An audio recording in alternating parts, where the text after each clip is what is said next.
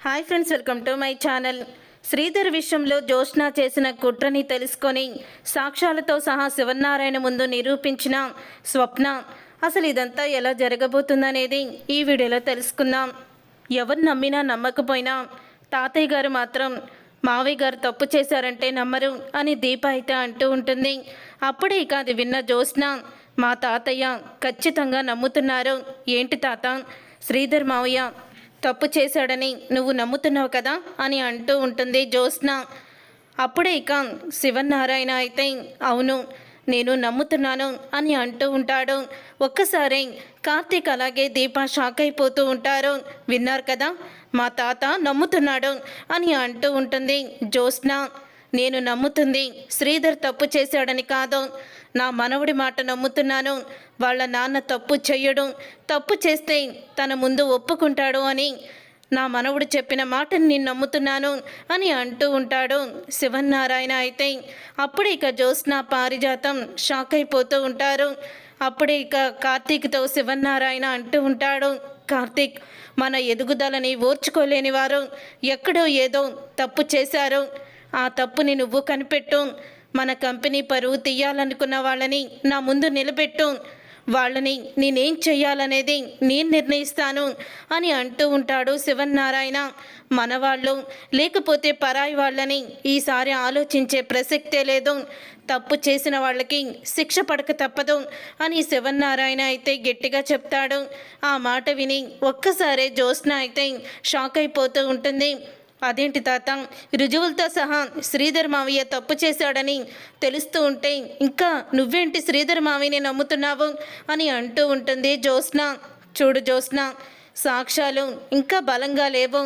శ్రీధర్ తప్పు చేశాడని ఒక ఫోన్ కాల్ రికార్డు మాత్రమే ఉంది, కానీ అదేంటో కార్తీక్ చూసుకుంటాడు.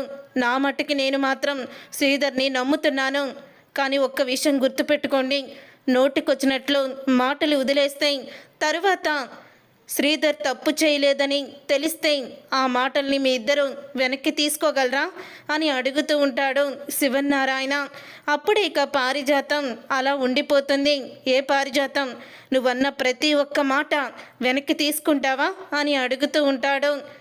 దీపని కార్తీక్ని ఇష్టం వచ్చినట్లు మాట్లాడుతున్నావు కదా, రేపు ఉదయం శ్రీధర్ తప్పు చెయ్యలేదని తెలిస్తే నువ్వు శ్రీధర్ కాళ్ళ మీద పడి క్షమాపణ అడిగి తీరాల్సిందే, గుర్తుపెట్టుకో అని శివనారాయణ అయితే ఊహించని షాక్ ఇచ్చేస్తాడు పారిజాతానికి. అప్పుడే ఇక పారిజాతం అది అని అంటూ ఉంటుంది, చెప్పాను కదా శ్రీధర్ తప్పు చెయ్యలేదని నిరూపిస్తూ జరిగితే మాత్రం నువ్వు శ్రీధర్ కాళ్ళ మీద పడి క్షమాపణ చెప్పి తీరాల్సిందే అని అంటూ ఉంటాడు. ఒకవేళ మావయ్య తప్పు చేశాడని తెలిస్తే అని అంటూ ఉంటుంది జ్యోత్స్న. అప్పుడు నేనేం చెయ్యాలో చెప్పనా మరదలా, నేనేం చేస్తానో చెప్పనా? నేను మొత్తం కూడా ఇక ఇంటిని, ఆఫీసుని, కంపెనీని, నా కుటుంబాన్ని తీసుకొని దూరంగా వీటన్నిటికీ వెళ్ళిపోతాను అని అంటూ ఉంటాడు కార్తీక్. అయితే అప్పుడే ఇక ఆ మాట విని శివనారాయణ షాక్ అయిపోతూ, రే కార్తీక్ అని అంటూ ఉంటే, లేదు తాత, మా నాన్న తప్పు చేయడం బయటికి వస్తుంది, బయటికి వచ్చిన రోజు తప్పు చేసిన వాళ్ళకి గజగజ వణికిపోయేలాగా బుద్ధి చెప్పాలి అని అంటూ ఉంటాడు. అప్పుడే ఇక జ్యోత్స్న అయితే అలా ఆలోచిస్తూ ఉండిపోతుంది. ఇంతలో కాశీ అయితే వెళ్తాడు ఇంటికి. కాశీ ఇంటికి వెళ్ళిన తర్వాత అప్పుడే ఇక కావేరి, స్వప్న కాశీని అడుగుతూ ఉంటారు, ఏమైంది, ఎందుకు మీ మావయ్య గారిని జైల్లో పెట్టారు కాశీ అని కావేరి ఏడుస్తూ అడుగుతూ ఉంటుంది. ఏంటి కాశీ, నువ్వు మా నాన్నకి పియ్యేగా పనిచేస్తున్నావు కదా, ఎందుకు నాన్నని జైల్లో పెట్టారు అని అడుగుతూ ఉంటే అప్పుడే కార్తీక్ అయితే ఫోన్ చేస్తాడు స్వప్నకి. అన్నయ్య, ఏంటన్నయ్య, నాన్నని ఎందుకు జైల్లో పెట్టారు అని అడుగుతూ ఉంటుంది. అప్పుడే ఇక అంటూ ఉంటాడు కార్తీక్ అయితే, ఎవరో ఏదో కావాలని కుట్ర చేశారమ్మా, ఫుడ్ పాయిజన్ చేసి నాన్న మీదకి ఆ నిందని నెట్టేశారు అని అంటూ ఉంటే అప్పుడే ఇంకా మరి కాశీ పక్కనే ఉంటున్నాడు కదా అన్నయ్య, కాశీకి తెలియకుండా ఇదంతా ఎలా జరుగుతుంది అని అంటూ ఉంటుంది స్వప్న. కాశీకేం తెలీదమ్మా, తననేమి అనుకో అని ఫోన్ పెట్టేస్తాడు కార్తీక్. అయితే అప్పుడే ఇంకా కాశీని నిలదీస్తూ ఉంటుంది పక్కనే పిఏగా కదా ఉన్నావు, అన్నీ నువ్వే కదా చూసుకుంటున్నావు, పొరపాటు ఎక్కడ జరిగింది అని అడుగుతూ ఉంటుంది స్వప్న. అప్పుడే ఇక కాశీ అయితే నిర్ణయం చేయమంటావు, అది మీ నాన్న ఎక్కువగా మిగిలిపోయిన భోజనాన్ని ఎవరొకళ్ళకి ఇచ్చేసాయి అదే అని చెప్పారు, అందుకని నేను అక్కడ పంచాను, ఆ తర్వాత ఏమైందో నాకు తెలీదు, అది ఫుడ్ పాయిజన్ అయ్యింది అని అంటూ కాశీ అయితే చెప్తాడు. అదేంటి కాశీ, మా నాన్న అరెస్ట్ అయ్యాడని నీలో ఇంత కూడా బాధ కనిపించడం లేదేంటి అని అంటూ ఉంటే, అప్పుడే నేనెందుకు బాధపడాలి, తప్పు చేశాడు, శిక్ష అనుభవిస్తున్నాడు అని కాశీ అయితే పొగరుగా సమాధానం చెప్తాడు. లేదు స్వప్న, మీ నాన్న తప్పు చెయ్యరు అని అంటూ ఉంటుంది కావేరి. అప్పుడే ఇక కార్తీక్ అయితే ఏం చెయ్యాలా అని ఆలోచిస్తూ ఉంటాడు. అలా ఆలోచిస్తూ ఉండగానే ఇంతలో ఇక స్వప్న అయితే ఫోన్ చేస్తుంది. నిజం చెప్పన్నయ్యా, ఏం జరిగింది అని అడుగుతూ ఉంటుంది. ఏం లేదమ్మా, నువ్వు ప్రతిదానికి ఎక్కువగా ఆలోచించుకో, నాన్న నిర్దోషిగా బయటికి వస్తాడు అని అంటూ ఉంటాడు కార్తీక్ అయితే స్వప్నతో. లేదన్నయ్య, కాశీలో చాలా మార్పు వచ్చింది, తన మాట తీరు మార్పు వచ్చింది, తను నడిచే తీరు మార్పు వచ్చింది అని అంటూ ఉంటుంది. అదేం లేదులేమ్మా, నువ్వేమీ కంగారు పడుకో అని అంటూ ఉంటాడు. స్వప్న, నువ్వు కోపంతో కాశీని ఏమీ అనొద్దు అని చెప్తాడు కార్తీక్ అయితే. సరే అన్నయ్య, కానీ నిజాలు బయటికి వచ్చాక కారణం కాశీ అని తెలిస్తే మాత్రం నా నిర్ణయాన్ని నువ్వు కూడా మార్చుకోమన్నా నేను మార్చుకోనన్నయ్య అని అంటూ చెప్పేస్తుంది స్వప్న. ఆ మాట విని ఒక్కసారి కార్తీక్ షాక్ అయిపోతూ ఉంటాడు. తర్వాత ఇక కాశీ అయితే రూమ్లో మాట్లాడుతూ ఉంటాడు. సరే అక్క, అలాగే ఈ పెన్ డ్రైవరు ఫైలు నేను లాకర్లో పెడుతున్నాను, వీటిని నీకు ఇచ్చిన తర్వాతే నేను మేనేజర్ పోస్ట్లో జాయిన్ అవుతాను, నువ్వు చేసిన మేలు నేను మర్చిపోలేను జ్యోత్స్నక్క అని అంటూ జ్యోత్స్నాతో ఫోన్ మాట్లాడుతూ ఉంటాడు కాశీ. అప్పుడు ఇక స్వప్న అయితే వినేస్తుంది. జ్యోత్స్నాతో కాశీ ఏం మాట్లాడుతున్నాడు, మేనేజర్ పోస్ట్ ఏంటి, అసలు ఆ ఫైల్ ఏంటి, ఆ పెన్ డ్రైవ్ ఏంటి, లాకర్లో పెడతాను రేపు వచ్చి నీకు ఇస్తానని చెప్తున్నాడు, అసలు ఏమై ఉంటుంది అది అని అనుకుంటూ ఉంటుంది స్వప్న. అప్పుడే ఇక కాశీ అయితే ఇక బయటికి వెళ్తాడు. అలా కాశీ బయటికి వెళ్ళిన తర్వాత ఇక లాకర్ అయితే ఓపెన్ చేయడానికి చూస్తుంది స్వప్న, కానీ లాకర్ ఓపెన్ అవ్వదు. అప్పుడే దాని మీద పౌడర్ జల్లి దానిపై ఉన్న వేలముద్ర గుర్తులతో లాక్ అయితే ఓపెన్ చేస్తుంది. ఇక లాక్ ఓపెన్ చేసి ఆ ఫైల్ని అలాగే పెన్ డ్రైవర్ని తీసుకొని ఆ పెన్ డ్రైవర్ని ల్యాప్టాప్లో వేసి చూస్తుంది. అప్పుడే ఇక జ్యోత్స్న ఎంత అమౌంట్ కంపెనీలో కొట్టేసిందో అంతా కూడా సాక్ష్యాలతో సహా పెన్ డ్రైవర్లో అయితే ఉంటాయి. అప్పుడే ఇక అంటే జ్యోత్స్నక్క తనను తాను తప్పించుకోవడానికి ఇప్పుడు కాశీని ఆయుధంగా మార్చుకుందనమాట. అయినా కాశీ బుద్ధి ఏమైంది, లేదు జ్యోత్స్నని ఇలాగే వదిలేయకూడదు, జ్యోత్స్న ఎలాంటిదో జ్యోత్స్నని అందరి ముందు నిరూపించాలి అని అంటూ ఉంటే ఇంతలో కార్తీక్ అయితే ఫోన్ చేస్తాడు. కార్తీక్ ఫోన్ చేయడంతో, అన్నయ్య కాశీ పూర్తిగా మారిపోయాడు, నాకు తెలిసి నాన్న జైలుకి వెళ్ళడానికి కారణం కాశీనే, జ్యోత్స్న కాశీతో ఏదో చేయించింది, జ్యోత్స్నని ఇదంతా చేసింది అని అంటూ ఉంటుంది. స్వప్న అయితే ఏంటి జ్యోత్స్నానా అని అంటూ ఉంటాడు. కార్తీక్ అయితే అవునన్నయ్య, నేను ఇప్పుడు అక్కడికే వస్తున్నాను అని అంటూ ఉంటుంది స్వప్న. ఇక్కడికి ఎందుకు స్వప్న అని అంటూ ఉంటే, లేదన్నయ్య నేను రావాలి, వచ్చి ఆ జ్యోత్స్న అంత తేలుస్తాను అని స్వప్న అయితే బయలుదేరిపోతుంది. ఇప్పుడు నేనేం చేయాలి అని కార్తీక్ అయితే ఆలోచిస్తూ ఉంటాడు. అప్పుడే ఇక కార్తీక్ అయితే ఇలా స్వప్నతో ఫోన్లో మాట్లాడడం అంతా కూడా శివనారాయణ వినేస్తాడు. ఇక శివనారాయణ వినేసి అంటూ ఉంటాడు, ఇక కార్తీక్ ఎందుకు అంత కంగారు పడిపోతున్నారు, అసలు స్వప్న ఇక్కడికి ఎందుకు వస్తుంది, జ్యోత్స్న అని అంటుందేంటి, అసలు ఏం జరుగుంటుంది, ఇక్కడే ఉంటాను, స్వప్న వస్తే కార్తీక్ ఖచ్చితంగా వెనక్కి పంపించేస్తాడు అని ఆలోచిస్తూ ఉంటాడు.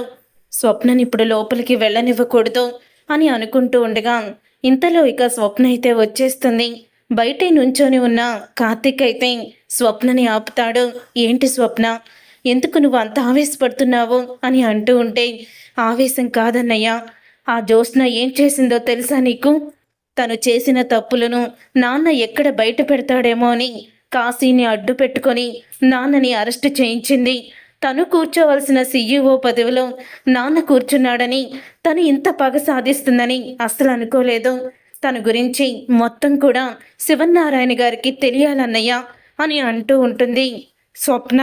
అప్పుడే ఇక స్వప్న అలా అనడంతో కార్తీక్ అయితే, చూడు స్వప్న, ఇప్పుడు ఆవేశపడి మనం ఏమీ చెయ్యలేము. కానీ మనం ఇప్పుడు ఆవేశపడితే చాలా అనర్థాలు వస్తాయి. నా మాట వినమ్మా అని అంటూ ఉంటే, లేదన్నయ్య, నీ మాట నేను వింటాను. నీకు ముందే చెప్పాను. నా నిర్ణయాన్ని అస్సలు కూడా నేను మార్చుకోనని. నేను శివనారాయణ గారి దగ్గరికి వెళ్ళాలి. ఇక జ్యోత్స్న ఆగడాలని ఎన్నని తట్టుకుంటామన్నయ్య అని అడుగుతూ ఉంటుంది. కాశీ మంచితనాన్ని తను అవకాశంగా వాడుకుంటుంది. అప్పుడు కూడా 10 లక్షలు డబ్బు ఇచ్చి తను కాశీకి ఏదో ఒక పని చెప్తూనే ఉండేది అని అంటూ ఉంటుంది స్వప్న. అప్పుడే ఇక శివనారాయణ అక్కడికి వస్తాడు. వచ్చి ఏంటి స్వప్న అని అడుగుతూ ఉంటాడు. కార్తీక్ అయితే శివనారాయణని చూసి షాక్ అయిపోతూ, ఏం లేదు తాత అని అంటూ ఉంటే, ఉంది తాతయ్య గారు, మీకు జ్యోత్స్న గురించి ఒక నిజం చెప్పాలి అని అంటూ ఉంటుంది. అప్పుడే ఇక శివనారాయణ అయితే, నువ్వు ఆగమ్మా, నువ్వు చెప్పరా, అసలు ఎందుకు స్వప్నని ఆపుతున్నావు? ఇందాకడి నుంచి చూస్తున్నాను, తను జ్యోత్స్న గురించి ఏదో చెప్పాలని వచ్చింది, కానీ నువ్వెందుకు చెప్పనివ్వడం లేదు? చూడు, నువ్వు నిజం చెప్పకపోతే నా మీద ఒట్టే అని అంటూ ఉంటాడు శివనారాయణ.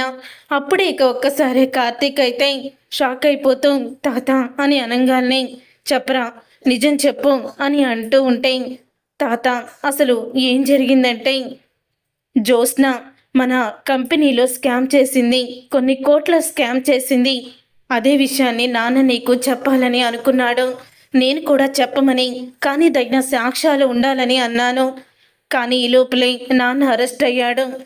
కాశీని అడ్డు పెట్టుకొని జ్యోత్స్న ఈ నిజాలు ఎక్కడ బయటపడతాయని నాన్నని సీఈఓ పదవిలో నుంచి దింపించేయాలని ఇలాగ కుట్ర చేసిందని స్వప్న అంటుంది అని అంటూ ఉంటే, ఏంటమ్మా సాక్ష్యాలున్నాయా అని అడుగుతూ ఉంటాడు శివనారాయణ. ఉన్నాయి తాతయ్య గారు, ఇదిగోండి, కాశీని ఈ ఫైలు, ఈ పెన్ డ్రైవర్ తీసుకురమ్మని, అప్పుడే వైరా అనే అతని దగ్గర మేనేజర్ పోస్ట్ ఇప్పిస్తానని జ్యోత్స్న చెప్పిందని కాశీ ఫోన్లో కూడా మాట్లాడాడు, నేను విన్నాను అని అంటూ ఉంటే, వైరా ఏంటి కార్తీక్, జ్యోత్స్న వైరాతో చేతులు కలిపిందా అని అంటూ షాక్ అయిపోతూ ఉంటే, తాత నువ్వు ఆగు, ఆవేశపడుకో అని అంటూ ఉంటే, ఒక్కసారి ఆ పెన్ డ్రైవర్ తీసుకొచ్చి ల్యాప్టాప్లో పెట్టు అని అంటూ ఉంటాడు శివనారాయణ. అప్పుడే ఇక ల్యాప్టాప్లో తీసుకువచ్చి పెడతాడు కార్తీక్. అయితే ఇంతలో జ్యోత్స్న అయితే వస్తుంది. ఏంటి తాత, ఎందుకొచ్చింది స్వప్న అని అంటూ ఉంటే, ఎందుకొచ్చిందో తెలుస్తుందిలే జ్యోత్స్న, కాసేపు ఆగు అని అంటూ ఉంటాడు శివనారాయణ. ఆ ఫైల్ ఏంటి అని అడగంగానే, అది నీ జీవిత చరిత్ర, నీ దురదృష్టం అని అంటూ ఉంటాడు కార్తీక్. అయితే అప్పుడే ఒక్కసారి షాక్ అయిపోతూ ఉంటుంది. కాశీ చేత నువ్వు చెప్పించుకోవాలనుకున్నావు కదా, ఆ ఫైలు పెన్ డ్రైవరు నేనే నీకు ఇద్దామని వచ్చాను జ్యోత్స్న అని స్వప్న అయితే అంటుంది. ఈ లోపు తాతయ్య గారు కనిపించారు. ఏంటమ్మా అని అడిగారు. జ్యోత్స్నకి ఇది ఇవ్వాలి తాతయ్య గారు అని చెప్పాను అని అంటూ ఉంటే, ఒక్కసారి జ్యోత్స్న షాక్ అయిపోతూ ఉంటుంది. అది నా పర్సనల్ అని లాక్కోబోతూ ఉండగా జ్యోత్స్న చెంప పగలగొడతాడు శివనారాయణ. జ్యోత్స్న చెంప పగలగొట్టి శివనారాయణ ఇలా అంటూ ఉంటాడు, నువ్వు కాసేపు నోరు మూసుకొని వెనక్కి నుంచో అని అంటూ ఉంటాడు.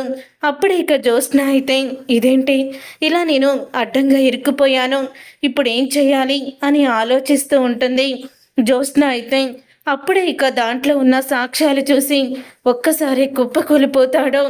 అప్పుడే ఇక జ్యోత్స్న అయితే, తాత ఇదంతా కూడా కావాలని శ్రీధర్ మావయ్య నా మీద వేసిన అబాండ తప్ప ఇది నిజం కాదు, తను ఇదంతా స్కామ్ చేశాడు అని అంటూ ఉంటుంది జ్యోత్స్న. అప్పుడే ఇక శివనారాయణ జ్యోత్స్న చెంప పగలగొట్టి, నీ ఆ కంపెనీలో నువ్వే స్కామ్ చేశావా? నువ్వు అసలు నా వారసురాలువేనా, ఈ ఇంటి బిడ్డవేనా అని అడుగుతూ ఉంటాడు కార్తీక్. నేను జ్యోత్స్న గురించి ఒక ముఖ్యమైన నిర్ణయం తీసుకోబోతున్నాను. ఆ నిర్ణయం ముందు దశరథ సుమిత్రులకి చెప్తాను, ఆ తరువాత జ్యోత్స్నాకి ఆ నిర్ణయం ఏంటో చెప్పి శాశ్వతంగా జ్యోత్స్నాకి బుద్ధొచ్చేలా చెయ్యాలి అని జ్యోత్స్న ముందే అంటూ ఉంటాడు శివన్నారాయణ. తాత, నన్ను క్షమించు తాత అని అంటూ ఉంటే, ఛీ, నీలాంటి దాన్ని నా మనవరాలుగా చెప్పుకోవడానికే సిగ్గుగా ఉంది. ఇక నిన్ను ఈ జన్మలో క్షమించను అని అంటూ ఉంటాడు శివన్నారాయణ. అయితే చూశారుగా ఫ్రెండ్స్, రాబోయే కథలో మరి నిజం తెలుసుకున్న శివన్నారాయణ జ్యోత్స్న విషయంలో ఎటువంటి నిర్ణయం తీసుకోబోతున్నాడో, అసలు ఏం జరగబోతుందనేది రాబోయే కథలో తెలుసుకుందాం. ఈ వీడియో మీకు నచ్చితే తప్పకుండా లైక్ చేసి ఛానల్ని సబ్స్క్రైబ్ చేసుకొని పక్కనే ఉన్న గంట సింబల్పై ఆల్ అని క్లిక్ చేయండి.